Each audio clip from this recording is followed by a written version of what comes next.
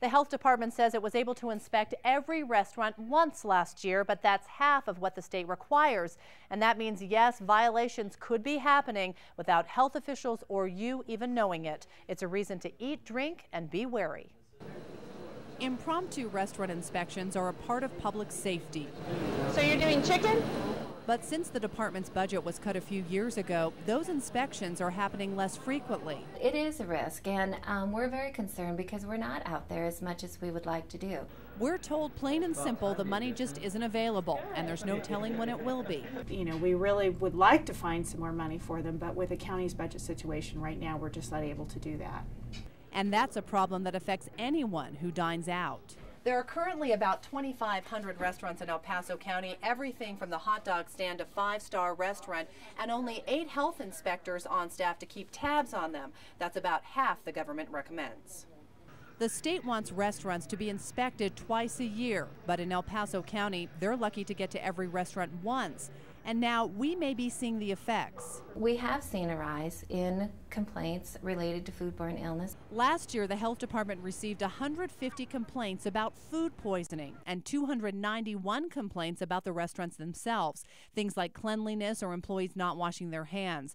That's up from 178 in 2006 and 60 in 2005. Looking through restaurant records, we found plenty of critical violations, everything from cross-contamination to pest infestation, things that can be caught and corrected with a visit from the health inspector. And your ice machine clean? We were able to follow along for a recent inspection at Tomo Sushi to see how it's done. One of the most common problems inspectors look for is improper food temperature. That's good. 41 or below. Food that is not kept at the right temperature, either not cooked hot enough or not stored cold enough, can make you sick. Every 20 minutes, that bacteria doubles. And restaurants, for the most part, actually welcome the education they get from the inspections, for good reason. Serving bad food, it's going to kill business anyways. By the way, Tomo Sushi passed its inspection with no critical violations, but that's rarely the case. More often than not, at least one critical violation is found.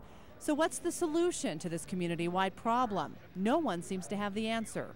There's not grants and specific state funding that is available to us for restaurant inspections. The health department says it will inspect restaurants with a history of violations first, but admits others may fall through the cracks, violations going undetected.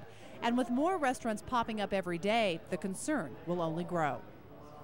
It's important to note the health department does investigate every complaint it receives, but those impromptu inspections are what's lacking, and those are the ones that help prevent illness. The department does offer free food safety classes to restaurant employees, but they also need the public's assistance, people calling the health department immediately to report a foodborne illness or other violation.